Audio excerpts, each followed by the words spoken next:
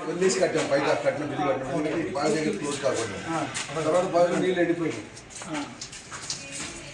బావిలో నీళ్ళు ఎండిపోతే అంటే నీళ్ళు తగ్గిపోయినాయి. తొమ్మిది చాలా సార్లు తొమ్మిది తర్వాత బోర్ వేయించేసి 92కి వాటర్ పడిపోయింది. అది నడిచింది 10 సంవత్సరాల దాకా నడిచింది. నడిచిన తర్వాత వాటర్ తగ్గింది, డ్రై అయింది.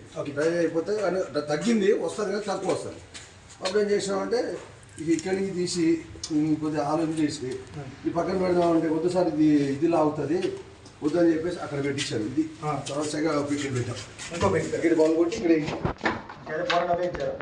ఇది నా 500 దాకా పెట్టండి.